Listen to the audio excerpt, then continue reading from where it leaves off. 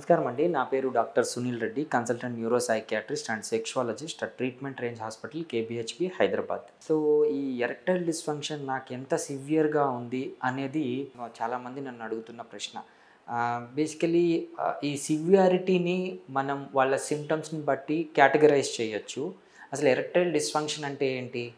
ఒకటి, ఈ సెక్స్ చేసే కోరిక లేకపోవటం. సెక్స్ చేసే కోరికలున్నా దానికి తగ్గట్టు అంగం గట్టిపడకపోవటం.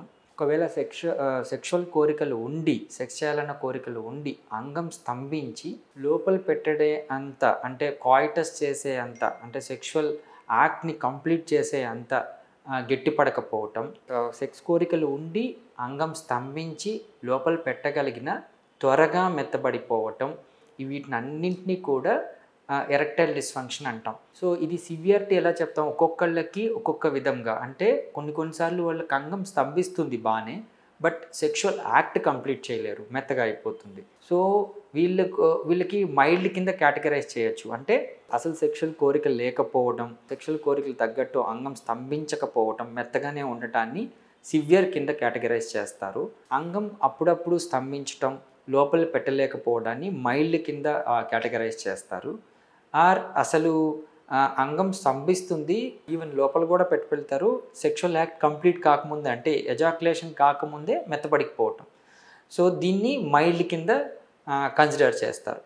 కానీ టిపికల్గా ఒక పేషెంట్కి మైల్డ్గానే ఉండే చాలా సివియర్ ఎరెక్టైల్ డిస్ఫంక్షన్ ఉంది అని చెప్పలేము. ఎందుకంటే ఇది స్పెక్ట్రమ్ ఆఫ్ డిజార్డర్. అంటే కొంతమందికి ఇలాగుంటుంది, కొంతమంది మైల్డ్లో కొన్నిసార్లు సివియర్గా ఇబ్బంది పడుతుంటారు.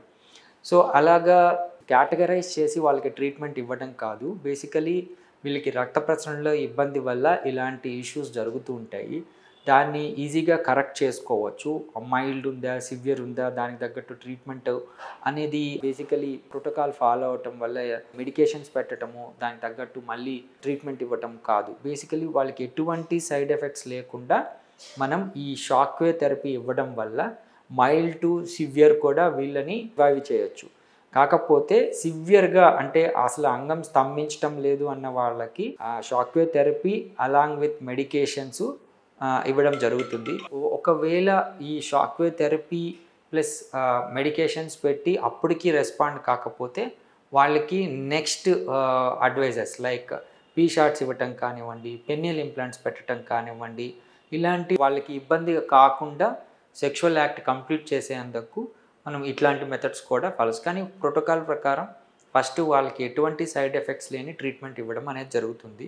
అవి వర్కౌట్ కానప్పుడు నెక్స్ట్ స్టేజెస్ ప్రోటోకాల్ ప్రకారం పీ షార్ట్స్ ఇవ్వటం కానివ్వండి, పెన్నియల్ ఇంప్లాంట్స్కి వెళ్ళటం కానివ్వండి జరుగుతుంది. బేసికలీ ఫస్ట్ టైం డాక్టర్ని అప్రోచ్ అయినప్పుడు వాళ్ళకి ఎప్పటి నుంచి ఇబ్బంది ఉంది, వాళ్ళు ఏమేమి ట్రీట్మెంట్లు తీసుకున్నారు, దాన్ని అంతా మనం చూసుకొనేసి వాళ్ళకి ట్రీట్మెంట్ అనేది ప్రోటోకాల్ ప్రకారం అడ్వైస్ చేయడం అనేది జరుగుతుంది.